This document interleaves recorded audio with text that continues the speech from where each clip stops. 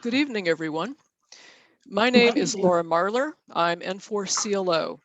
I am currently the net manager for the Williamson County, Tennessee Amateur Radio Emergency Service Group, and I'm an assisting net control operator as well as the scheduler for the Middle Tennessee Emergency Amateur Repeater System. So I'm going to be discussing various aspects of operation of our severe weather or Skywarn net. Tennessee is part of an active severe weather area called Dixie Alley, and unfortunately, we lead the nation in deaths from nocturnal tornadoes. So the topics I'll be discussing this evening from the Skywarn net objective is number one, on the county level, using the Williamson County, Tennessee ARES, which I will hereby refer to as WCARES, as the example.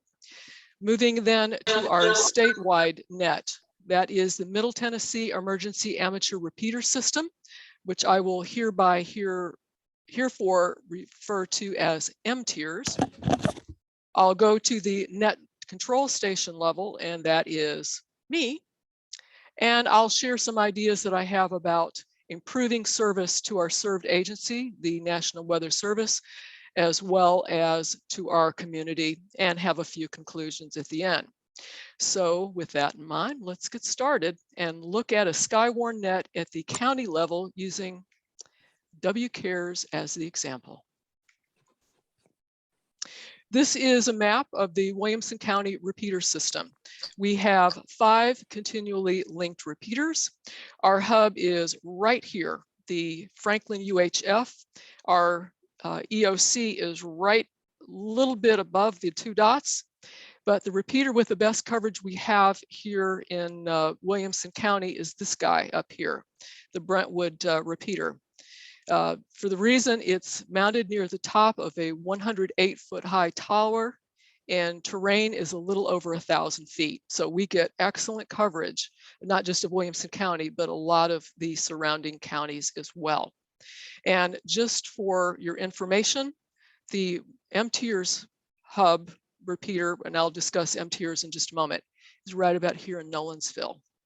So I'll begin by summarizing how Williamson County prepares for severe weather. NWS Nashville holds weather briefings every Monday and Thursday, and afterward a PDF is mailed to participants. The slides include the Storm Prediction Center's convective weather or winter weather outlooks. Now I review these and based on the threat level, decide if a net is needed. The SPC thunderstorm risk levels range from 1 to 5, with 1 being a marginal risk, 5 being high risk. If the convective level is 1 or marginal, I generally just handle that net myself. However, if the risk is 2, which is slight or above, indicating a potentially longer-lived event, I'll send an email to the Skywarn Net Control Group asking who is available to assist. And I make these arrangements as far in advance as I can, at a minimum a day before. Each of our net control shifts is generally 2 hours, but that can vary depending on how many net operators are available. I also create an online fillable ICS 214 form and place it in our Skywarn net control folder in Dropbox for operator use if it's needed. They copy it to their own computers, they fill in during their shift, then they email it to our emergency coordinator after the net closes. Our net goes into standby or monitoring mode when a watch is issued for the county.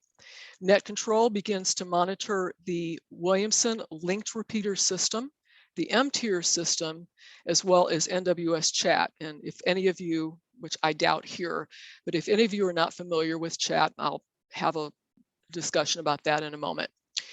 Activation of our county net is precipitated by county severe weather warning or a significant warned weather event in an adjoining county. A significant event in an adjoining county would be a confirmed tornado on the ground bordering our county. We actually had this happen December 10th of last year. That was as part of the Mayfield tornado system moved into Middle Tennessee. Reportable severe weather or winter weather criteria is always given by our net control at the beginning of the net and is repeated throughout the net. Traffic during our active net is limited to severe weather or weather-related damage only. And this may be different from the area that the rest of you live in, but because of our topography here in Williamson County, we have lots of hills, lots of valleys, lots of narrow roads. Williamson does not deploy mobile spotters. However, other counties in Tennessee do. For the few of you that may not know what NWS Chat is, here's a little summary. In short, it is the National Weather Service's instant messaging system. Each NWS office has its own room. Right now, you're looking at a screen cap of the room of Nashville OHX. You really can't see it here, but right about here would be OHX. We have MegChat here in the corner, which is Memphis. So the rooms are here. Storm and damage reports are logged into OHX ham chat, which is strictly for Middle Tennessee ham operators if that event or damage is significant. Access to chat is limited to an emergency management community, emergency coordinators, Skywarn net control operators, such as those in Aries and Races, as well as the electronic media, which is commercial radio and television. So chat access is given on a need-to-know basis, but failure to be approved is not a reflection on the operator's ability. Now, we've had some folks locally be concerned that they're being denied access to critical weather information because they were denied access to chat. Well, later in this presentation, I'll give an alternative that our net control groups use that anyone anywhere can use.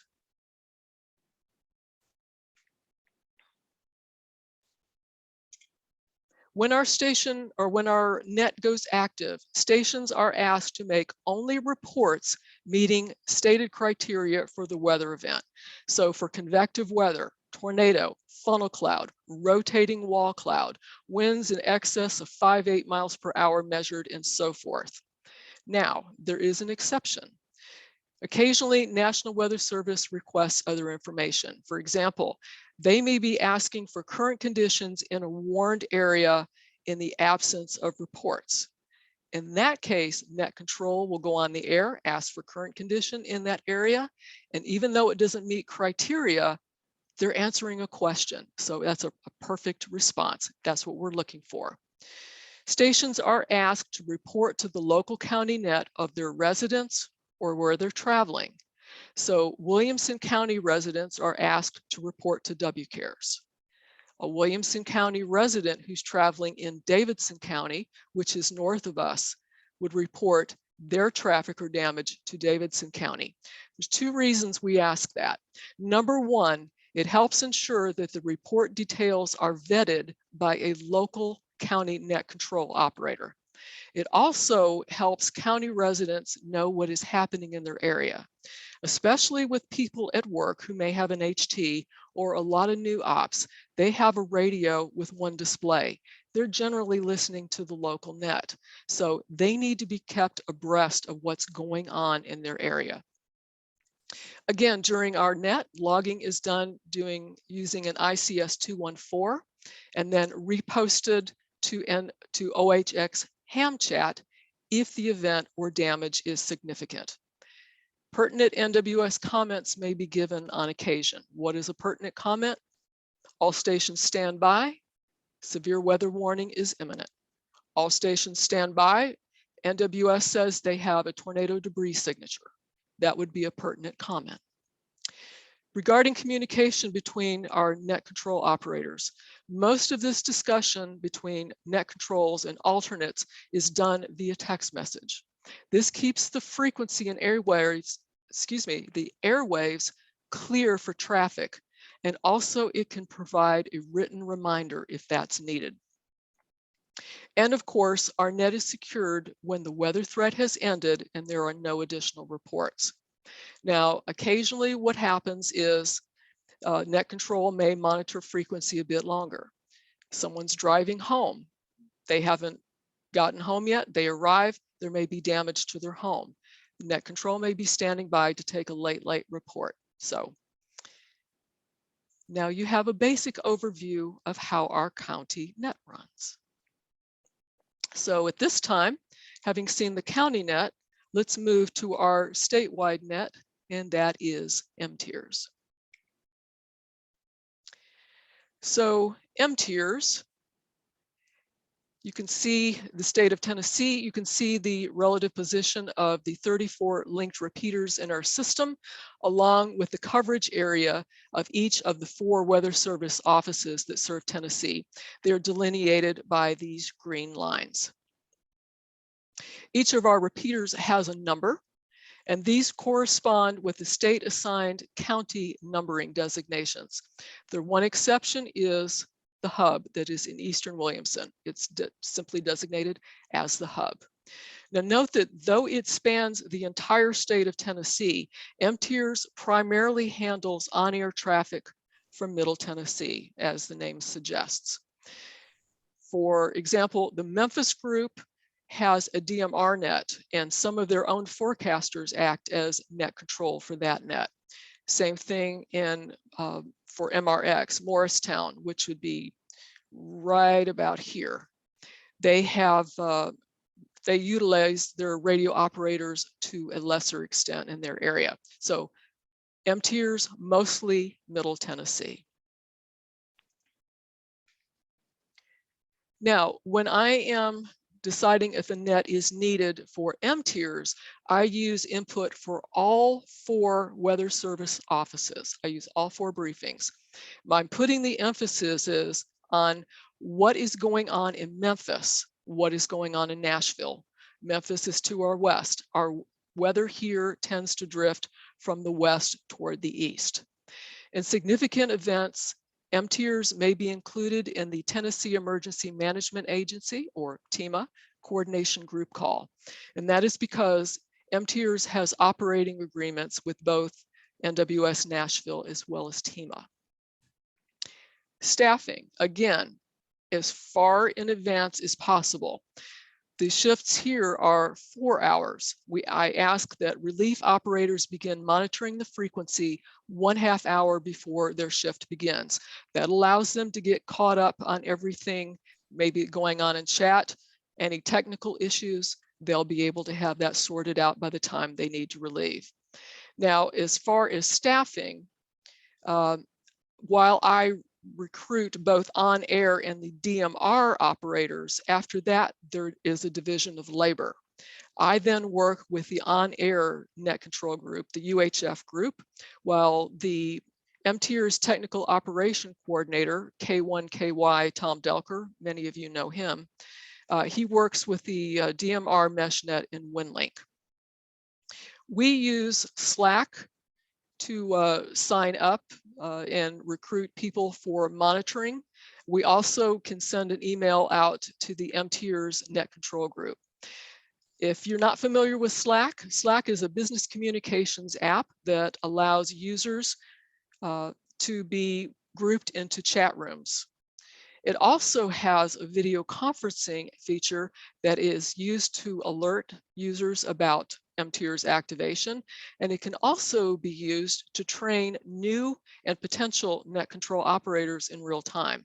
They can listen to the radio and they can be getting direction via Slack, so it's quite useful. Monitoring or standby mode for MTIERS begins when a watch is issued or winter weather begins. I'll pause to wet my mouth here.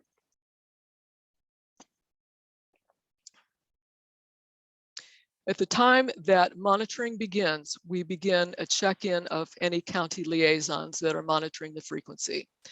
We define a county liaison as an emergency manager, an emergency coordinator, county net control like WCARES.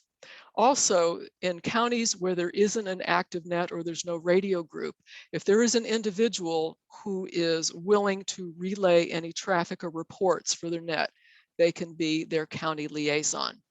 At time of check-in, we ask for their call sign, their name, the county they're representing, and the repeater ID. That's remember the numbers on the repeater system on the map to be given during their initial check-in.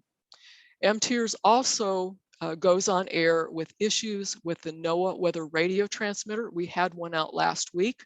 That information went over the air and people were able and were directed to alternates for their home weather radio systems. And we give a repeater system status update if needed on the air. The MTIRS net goes into active mode when a watch is issued, when weather warnings are issued, or significant winter weather occurs. Net control uses their best judgment. Now that's kind of vague, isn't it? Why isn't it more specific? It's because there's a number of variables. This is a statewide net. So what kind of watch is it? How much territory does it cover? Does it just cover 1 or 2 counties on the end of the state, of the west part, or maybe on the south? If there is a larger watch, is there clear air in the watch area at this time so nothing is happening? Sometimes we've actually had spin-up tornadoes in isolated cells with no previous watch. And if that is a one-off, the net may not be activated. And so hence the term net control uses their best judgment. But I would say that to be qualified by, that would generally be after conferring with another operator. It's generally K1KY Tom Delker. At the time of activation, we put aside our personal call signs and use the tactical call Kilo 4 Oscar Hotel X-ray. And that way, for new people, they don't have to remember who's the net control. It's always K4OHX. We make additional calls for county liaisons, especially those who are affected by a watch or a warning. K4OHX monitors all 4 NWS office chat rooms plus OHX ham chat, which then becomes the log for that event. And generally, we also monitor our local repeater. In especially active events, we announce, jumped ahead of myself here, net control over the air announces all pertinent NWS products, what is the hazard, the affected counties, the cities, and the duration. Now, if it is a very high impact event, like a tornado outbreak, we go into what's called executive mode. Warning only, the event in the county. That maximizes the frequency for people to call in with reports. And as far as communication between MTIRS net control operators, we use the Slack rooms, either the main room or we have a direct messaging option. Chat, as you know, also has a direct messaging option, and it allows, again, off-air communication and coordination, but it also provides a written record, which if in case it's needed. Again, all significant weather products, special weather statements, watches and warnings are read over the air. All traffic and reports are logged into OHX ham chat, then are reposted to the appropriate NWS room if it's significant. If it's just someone checking in, that is not reposted. If it's, I think he's on here, N1 ATS in Cumberland County, and he has a tornado on the ground, that definitely gets reposted to OHX chat. The primary focus, again, is Middle Tennessee, but K4OHX takes reports from any section of Tennessee and can deliver that to the applicable NWS chat room if it's needed. We also go through significant events from the county nets and repost those to the chat room as necessary. Again, stations are asked to report to their local county net, as for reasons we explained before. But if there isn't a county net, the operator is mobile and it would not be safe for them to program the frequency and PL while they're mobile, we take that report. And finally, the MTIERS net is secured when all the watches expire. There's been a long period of no additional warnings or reports. And also, we generally confer with a meteorologist before we announce the net close, just to make sure we're not going to be missing anything. So now you have a summary of how our statewide MTIERS net works. So to review the topic of the county and state nets: county, local frequencies, receiving and vetting local reports, announcing local county-specific watches and warnings, monitoring their local NWS chat office room, and then they repost significant local events to OHX Ham Chat, versus the state net MTIERS. It's a clearinghouse. It monitors all 34 repeaters in the system. It monitors all the 4 offices. They announce all the NWS products that are pertinent to that event, statewide reports from county liaisons, mobile operators. We review the county reports and then repost these, as said, into the appropriate chat room. So now, having discussed the nets themselves, let's move on to the individual net control station, and that is me. Equipment-wise, I use a dual display 710 running 50 watts into a Diamond X200 antenna mounted in my attic. So I don't have any issues with my antenna falling over in the wind. If my antenna does go over in the wind, I have bigger problems than just an antenna falling. Somebody's got their mic open. Go ahead, Laura, I'm sorry. Okay. In addition, by my desk, I have 2 Stark lithium-ion batteries. One is 20 amp hours, the other is 50 amp hours. All of my radio components, as per ARIES standard, are connected using Anderson power poles, and I can switch from wall current to battery power in roughly 20 seconds. It may be as long as 30 if I have to grope around the dark for my flashlight. So that gives you a little précis of what I use equipment-wise. But now, what other tools do I use during a Weathernet activation? NWS chats on my computer, of course. I also keep my primary email open. I've had a number of occasions during our local county net, I can't copy the station or they can't copy me. So rather than just say, do you copy, I will say, station calling n4clo@arrl.net. And 9 times out of 10, I'll get an email from them. But look at the information I now have. I don't have to guess what the city is. I don't have to guess the street names. They write them down. They may have damage reports or pictures of their damage. And also, I have an email to return if I need more information.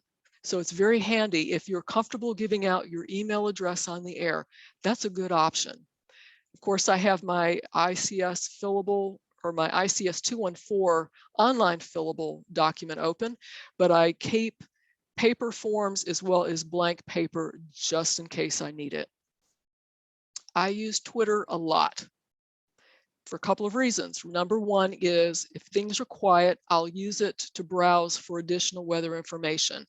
I am a sucker for weather pictures, so I'll go through seeing if I can find any pictures of the particular event. But I also use it to access the Iowa Environmental Mesonet bot for the NWS products in case chat goes down. And I'll talk about that in a moment. QRZ.com. Very, very helpful to check call signs, to check the home county and location. However, if you decide to use that, or if you have used it in the past, you know you have to ask people, is the information on QRZ.com correct? We have a couple of people here in Williamson County that live a few miles from me that are showing that they live in New York. I don't think that's right. So always ask, but it's a useful tool to have up. I keep a list of the main cities in Tennessee, as well as what county they're situated as a quick reference. I keep a radio group frequency and contact list by Middle Tennessee County. That is generally the Aries groups and a county by county list of active nets. So I know the frequency, and many times I also have the name of the emergency coordinator. I keep Google Maps open. Important in case there's ambiguity of a road name or an intersection. It's also handy in cases of cities that straddle several counties to check those county boundaries.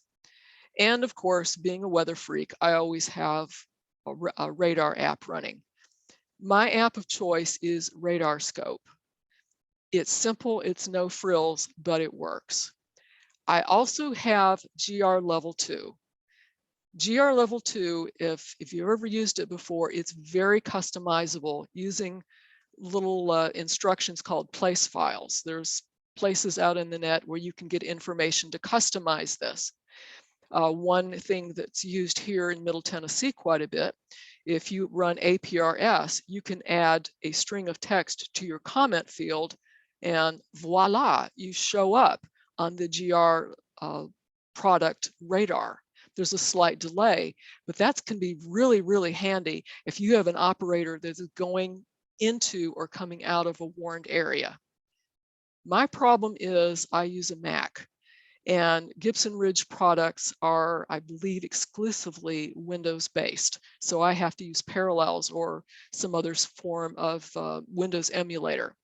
But I have it and I can use it if I need to. Now, I mentioned Twitter. A lot of people like to look through Facebook. I don't like Facebook. I like Twitter for its brevity.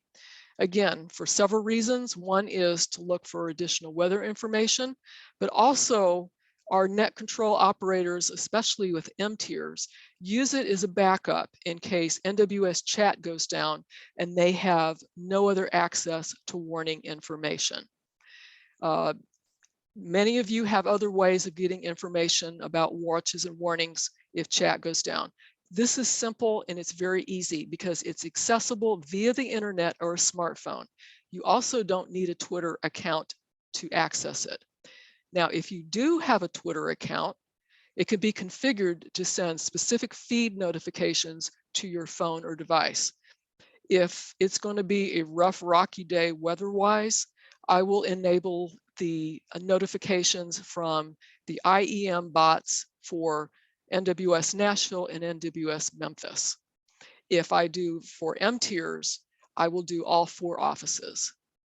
So each of these tweets contains a hyperlink to the full details of the weather event. This is an example. This is a screen cap I made. I clicked on the particular tweet. You see there's a little précis of what the event is. You have a cute little map and more details, but you also have a hyperlink. When you click on the hyperlink, you see this. You have the full information just as it would be on NWS chat if you click the NWS bot. You have the product, you have the time, you have the affected counties, you have what the event will be, the hazard, the source, the impact, the cities impacted, the latitude and longitude, any additional hazard, and the meteorologist that issued that. That's all available. It's quite handy and we use it a lot. Again, there are other methods of getting this information, but this is what we like. Also, another consideration is, for those of you who are concerned about not having access to crucial weather communication, for example, you may be at a social event, you may be at a sporting event, you don't have your radio, or that operator that has been denied access to chat simply because it wasn't deemed that he or she has it. Here's your read-only option. It's every single product that the NWS puts out for that particular office. Again, it's read-only, it's no posting, but as long as you have an internet access, you can quickly get your weather information.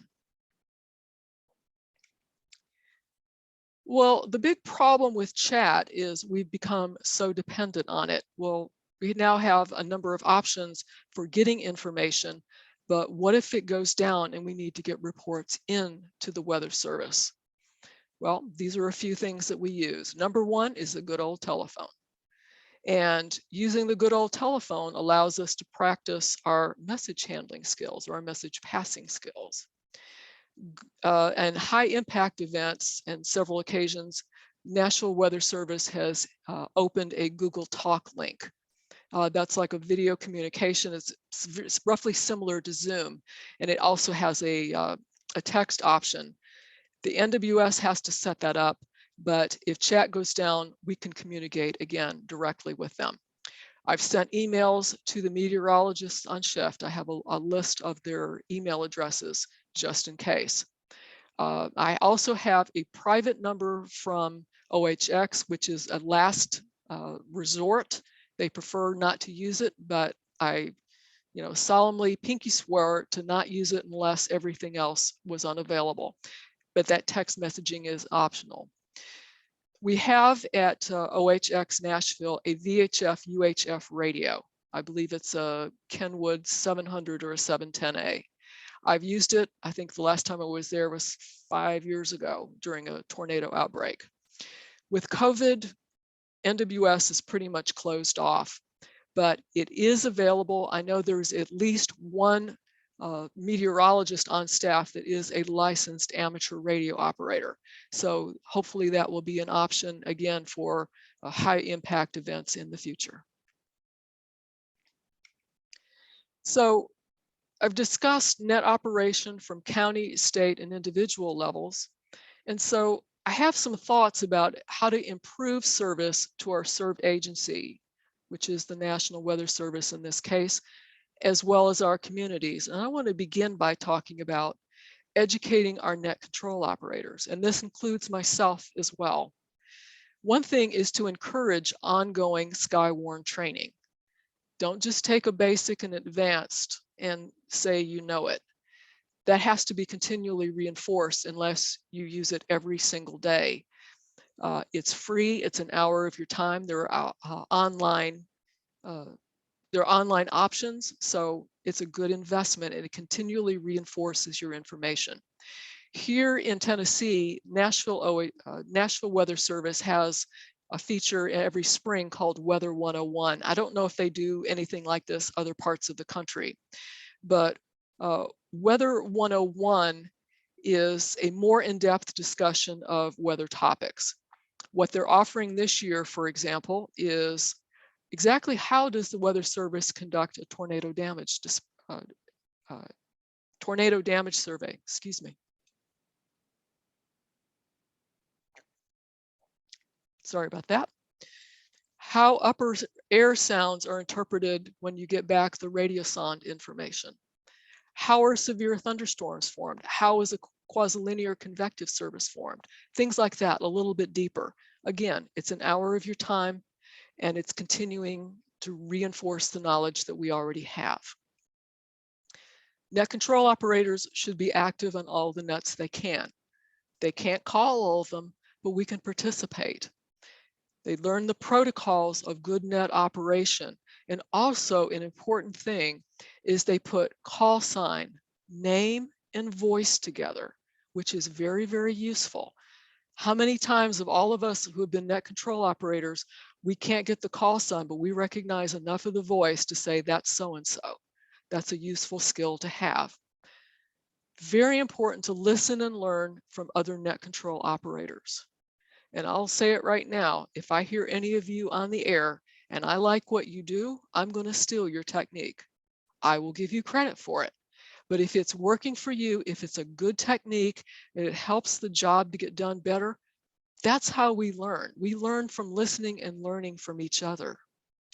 Learn about the workings of our repeater system, not just what the frequencies, input, output, and the PL is. For someone like myself, I'm a secretary. I do not come from a technical background. So every little bit I can learn about the repeater system, the idiosyncrasies of a given repeater, that's a bonus. I've now become more equipped, hopefully, to do my assignment. And encourage giving out information on air only from reliable and well-vetted sources to keep unverified rumors off the air. This isn't a weather event, but many of you may have heard about the 2020 Nashville bombing. WCARES, MTIRS, and our associated county DCARES were on the air giving out information because internet coverage was out. And the criteria was only from a vetted report, a statewide newspaper, the Associated Press, because we wanted to give people only the accurate information. Even more with a weather event where it's dynamic, be that reliable source of information. And all of us need to learn to be more flexible. If we can't do things one way, find another way to get our job done. How do we educate the listeners to our net? Well, again, encourage that basic weather information. Not everybody is a weather freak like me or our other net control operators, but everyone is affected by it. Basic class, advanced class.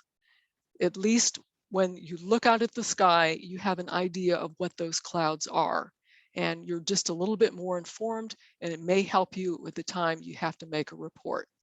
Explain to people why things are done in a net in a particular way. For example, why do we encourage everyone to support the local county net? Well, I mentioned the reasons before. And why is it during an active net I can't call in and say I've got partly cloudy and 69 degrees? Well, in there are certain cases that's appropriate, but generally the reasons why we do that in a certain way. And very, very important to build appreciation and listenership to all of our nets, our routine weekly net, our Skywarn, other emergency nets. Encourage people to monitor because they know that there will always be someone available if there's a weather event. We are that reliable source of on-air information. Vetting reports, of course, a good weather report, what, where, when. Now, when I first started out with MTIRS, a very, very good net control operator that I had worked with on our MTIRS weekly net, N4AAN, sent me an email suggesting that I use the NWS format for reports. And there's some variation, but it's generally city first, then the county, so they know exactly where it is. And location. And location of the report is the streets and intersections. If a road is involved, what is the direction of travel? If you get a call saying, I'm driving on I-24 and there's a tree down in the left lane, well, are you driving eastbound or westbound? That left lane changes direction-wise depending on where you're going. So also give the mile markers, and that's a good thing to encourage people to do. Give all the details. If they put their thumb on a map, what would be beneath their thumb? Obviously, when things are going south, we can't make the report pretty. We get it in as best we can. But as long as we get the what, where, when, if we have time, put it in an NWS format. Sometimes we have to ask tactful questions of the people calling in a report.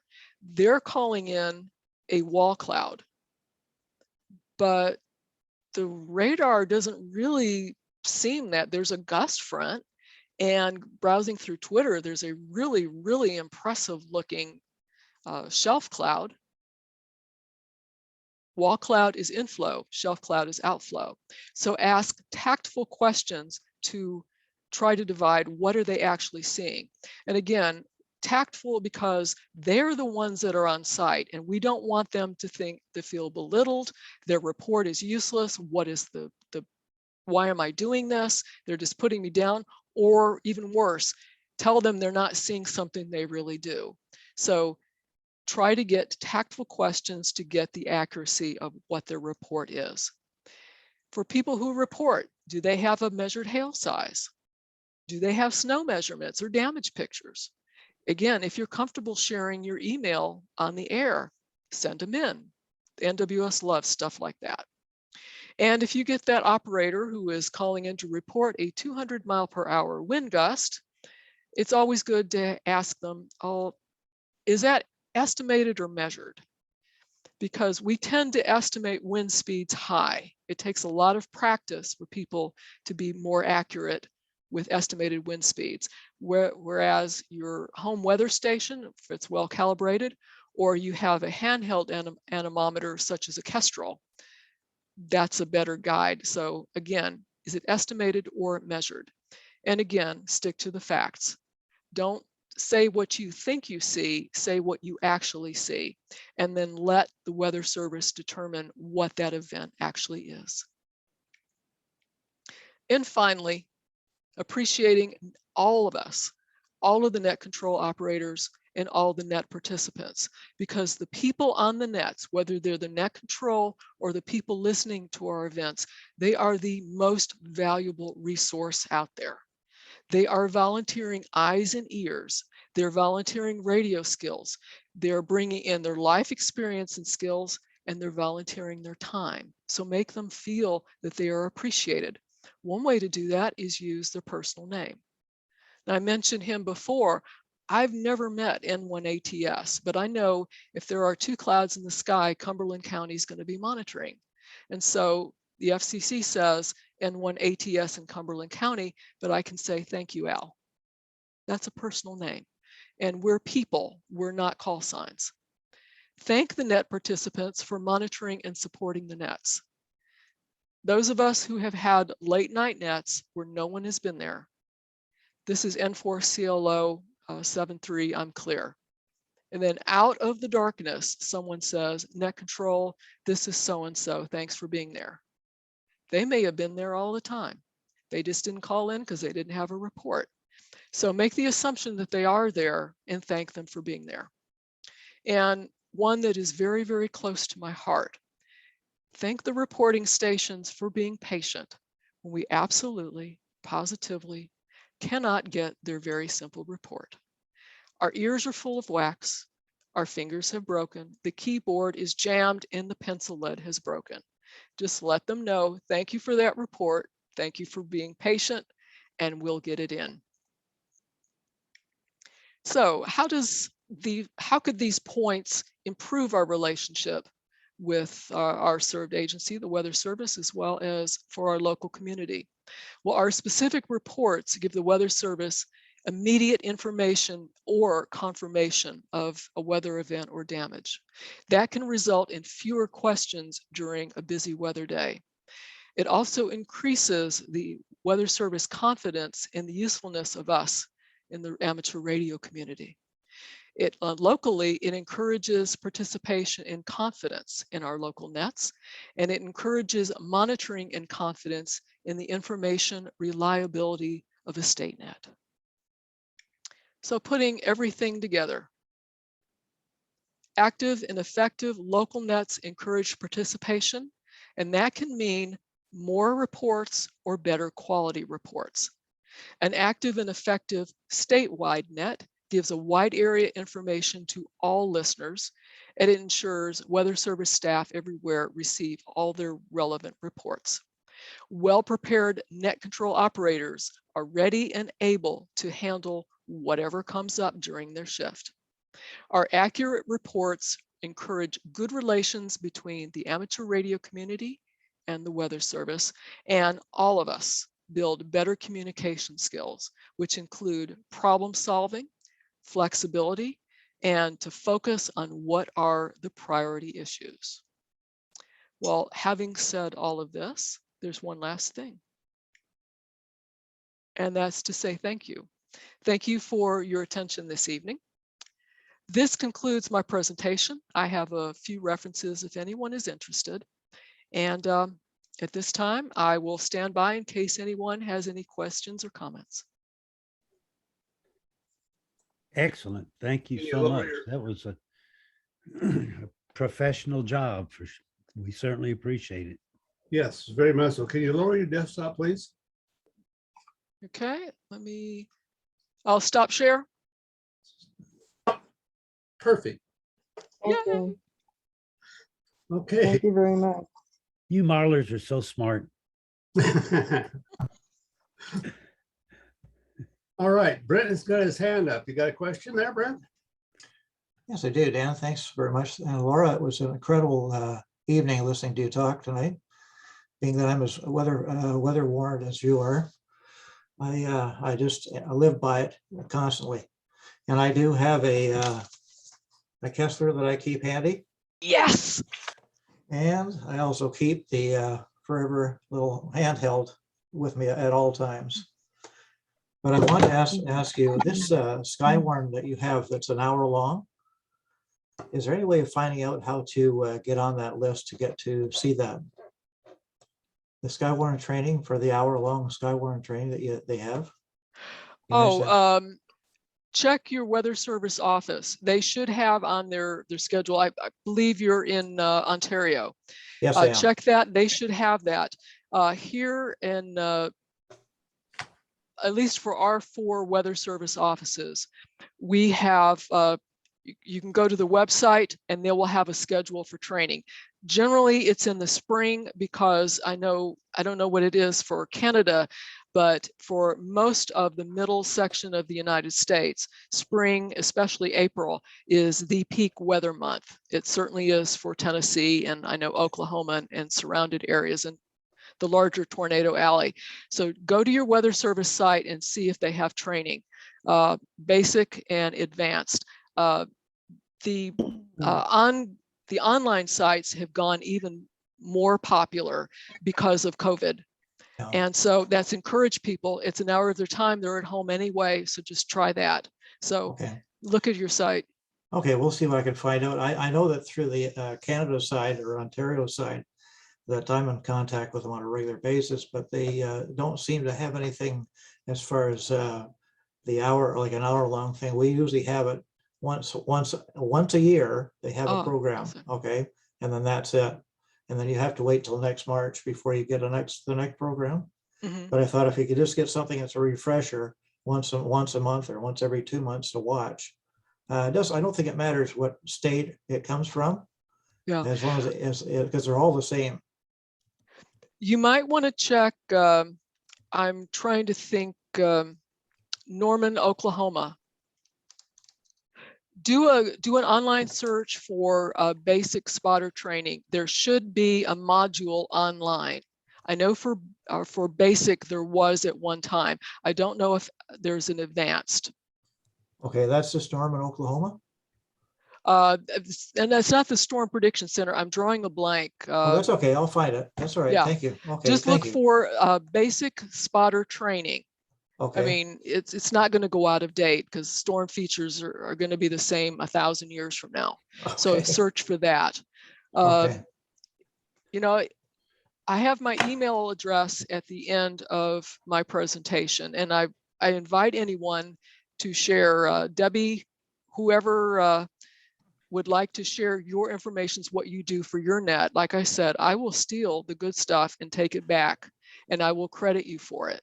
Because I'm a wonderful thief and I like to share information. But if you want to send me an email, I can send you the link to OHX. I don't think they really care where you're from.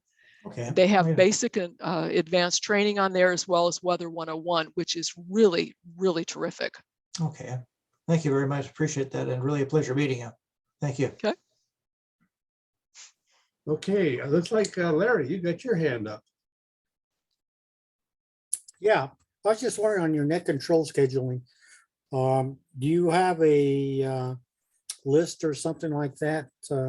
In my group, what we do is we have a list of everybody. And if you're scheduled and you can't make it, it is up to you to say, hey, go find someone to do your net control for you if it's at all possible. Mhm. That way, all the team members participate and get training in net control. And I find that to be quite inducive. And even the people who don't attend a lot of the meetings or other systems, they always seem to jump in and do the net control. Mhm. So I just wonder if you had anything like that going on with your team. Yes, Yeah. For the county net, for the WCARES net, we have 5 net control operators in our Skywarn group. And that's what I was saying at the beginning. When I review the briefing, I decide, do we need to have net monitoring? Is there possibility of activation if it is a slight or over? If it's just marginal risk, I handle it myself. So I have a list of them and I distribute it to the group. For the M-Tiers group, I generally do that via Slack. Again, Slack is the communication app, and post it in 2 rooms, the M-Tiers main room, as well as the M-Tiers net control room, and saying, let me know your availability.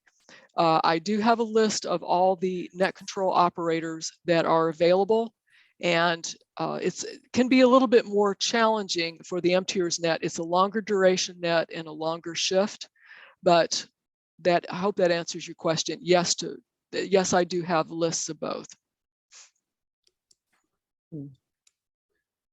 I might make a comment here. I noticed in your presentation that at some point you were using the ARRL's server for email. In other words, K7REX@ARRL.net. Is that a good idea? Because ARRL, for example, has already been down for several days. When that thing's down, the email doesn't work. Mm-hmm. I haven't had any problem. If it's here in Williamson County, I also have a mailer that I send out to Williamson residents for portable ops. I coordinate a portable operations group for every Tuesday. So if you are in Williamson County, I generally know you, and I don't mind them having my personal call sign. For people I don't know, I generally use N4CLO@ARRL.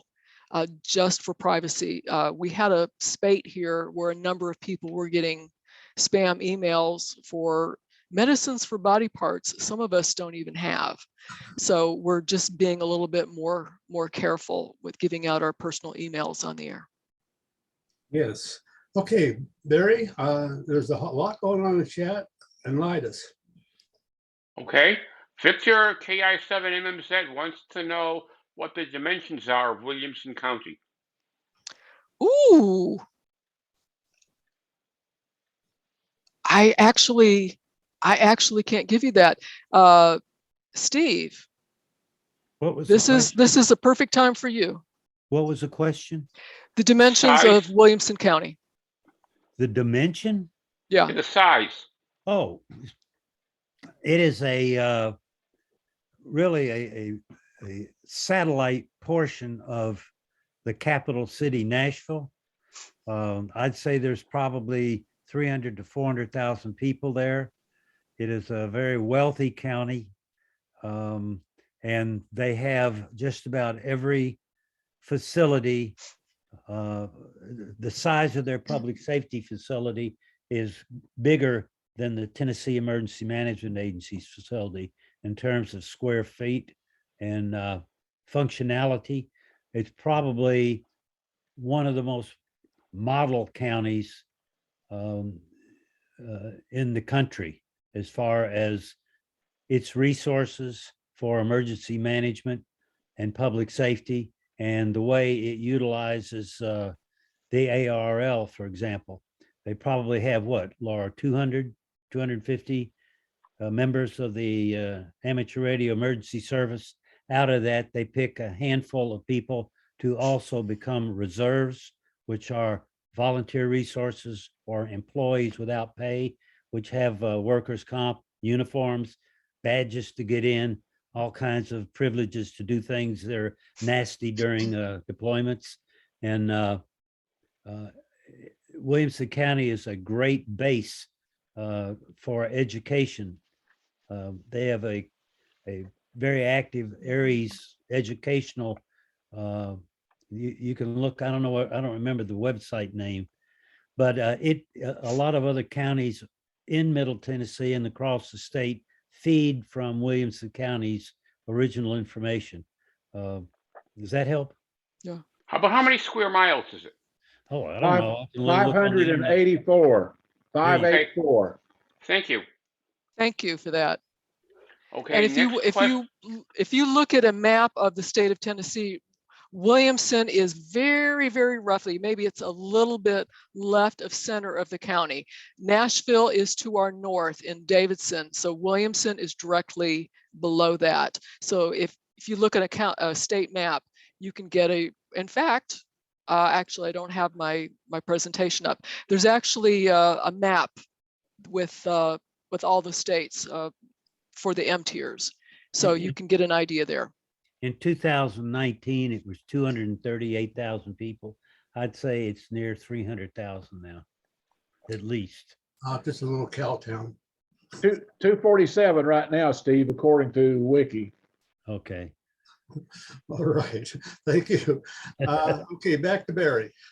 Okay, Virginia NC4VA wants to know about what you do with the 214s, but Mr. Delker answered that very nicely. It said that the 214s are retained personally and they're provided if they're asked for. Is that correct? Yes. We use an ICS 214. Our emergency coordinator is comfortable using that only. If we went to the EOC, they might ask 213, 214, the whole thing, and we would comply with that. But for our regular Skywarn nets, 214, online fillable, each person makes a copy, fills it out for their shift, and then emails a copy of that to our EC. That also provides some evidence if there's a liability issue also, which is paperwork is so important. Which is one of the main purposes of that 214 log. Okay. Dan, WL7COO, has 3 questions. With such total dependence on functioning access to the internet, what are you using WinLink, just in case? That's the first one. The second one is same, you use HF. And the third is how long are your NCS shifts?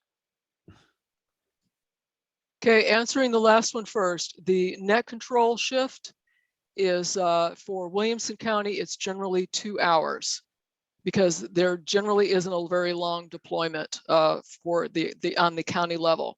For the M tiers net, the shifts are we try to keep it around 4 hours. That allows a person to have a beginning time and an ending time. They're not stuck 8 hours where they can't eat, they can't go to the smallest room. So that's one thing. Williamson County does do what we call an alternate in our routine Monday net. Every third Monday, we'll do a different mode. It can be, we can check in 6 meters or simplex. We also do some practice on HF. Currently, we're not using HF in our local net. We're going to be more reliant on simplex. We do a lot of simplex drills. And as far as WinLink, that is when K1KY boldly steps into the field. Hello, Laura. Yes, and I Tom. already, okay, can you hear me? Can hear you, Tom. Okay, I did answer it further up there. We do have a special routine that allows WinLink to inquire and also post to the NWS chat rooms. And that is a special utility that was developed for us.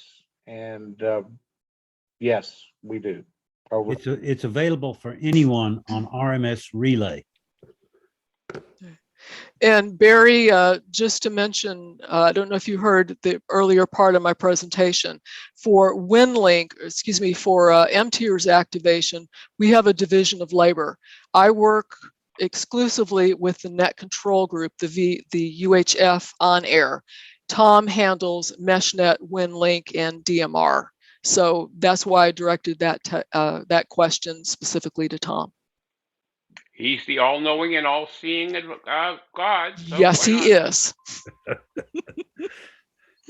Okay, a couple of comments. NWS Amarillo, which I assume is in Texas, has a 2-part YouTube Skywarn class if anyone is interested. And the Comet Skywarn training link is in the chat. And all kinds of other great weather information is online. So, and let's see, I'm going down to the chat. And that seems to be all of the questions. It is 9, we're 28 seconds late, Laura. Shame. You should be ashamed. Yeah. Just go like this, Eddie. Well, Barry, I just want to say one more thing. I really like the idea that people are posting information about ongoing weather training, because I know myself, I call myself a weather weenie. I'm fascinated by weather. That's why I got into amateur radio, because my husband's been a ham since the 70s. And we wanted to do something, a hobby together that would be useful in our community. And this was a natural fit. And so I reinforce that information. I'm not a meteorologist, but I continually want to reinforce my knowledge. And by sitting in on as many weather classes or getting as much weather information as I can, I broaden my knowledge base.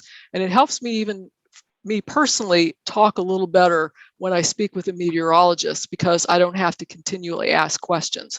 And it helps me even to just see, looking out, for weather features.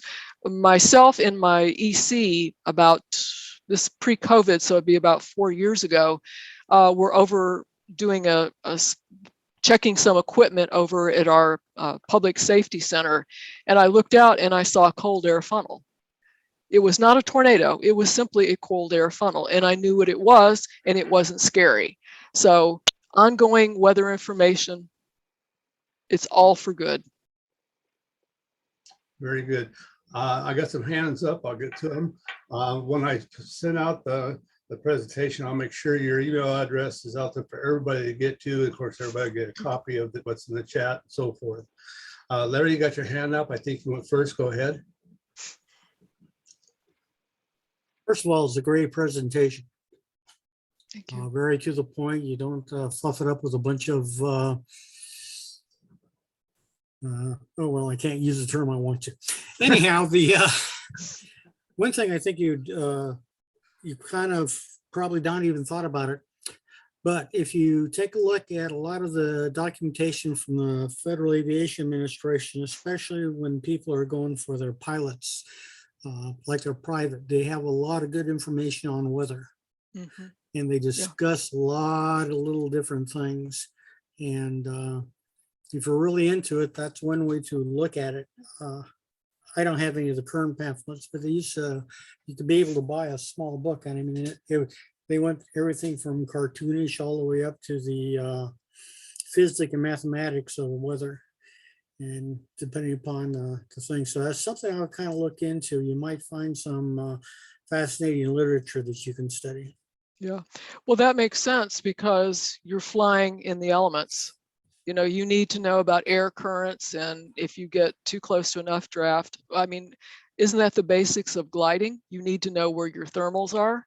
So that makes perfect sense. Yeah. Again, if anyone wants to send me information, I share it with our group. We have really great net control operators in our county and in our M-Tiers group. I share that with them, and it's a win-win situation. So I appreciate that. All right. Steve, you got your hand up. Yeah, I'd like to ask Tom Delker, because I'm not positive about this. How many repeaters are there linked in the Middle Tennessee Emergency Amateur Radio Repeater System? M-Tiers? 34, yeah. 32, actually. 32, okay. 32. We had 34 at the time I made that slide, but we've had 2 offline for repairs, and I will turn it back to Tom. That's a good number. It's always growing. Yep. Thank you. Thank More you. to come. All right. Thank you very much. You do a great job. You could do this for a living. Yeah, you're very professional. You come across very well. And Mary, you got anything more in chat? Nope, we're clear. Everybody's just saying thank you to Laura. Yes, we all feel that way. Laura, you got anything more? Well, I just wanted to say thank you to everyone. I won't lie, I was very, very intimidated about giving a presentation to this group.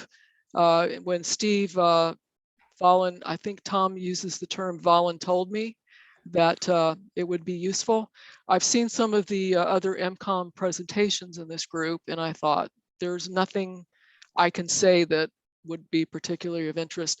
So I hope, if nothing else, if it sparks more discussion about what good net protocol is, expanding our county nets, why we should do so, supporting if your state or your locality has a statewide net, it's a win-win. Well, I'm here to say that, yes, we do have a lot of presentations. Some of our deals has attendance up to more than 500. Others have them very, very low. Where we get most of our hits these days is on the YouTube side of the world. Yeah. And so there's a lot to follow up there. And I want to make sure that the information you're providing gets out to those folks as well. Can I ask you one thing or add one thing, please? Well, go ahead there, Victor. So thank you. It is Victor. Laura, thank you. It was a great presentation. The one thing I should say here is that this is my second time with this group. I don't know about the rest of the group, but there's always new people coming in. The information you provided me is completely different from what I learned and what I know on the West Coast. So it's very valuable information, and I really appreciate it. Thank you so much. And I just have to say, Victor, I notice you're from Everett, Washington. I used to live in Bellevue. So we're practically neighbors.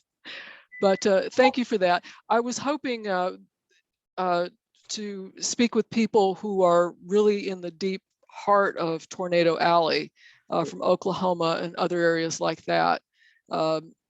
My big hope that my husband and I have is to go out on a storm chase sometime and be able to listen to nets and hear how efficient the operators are.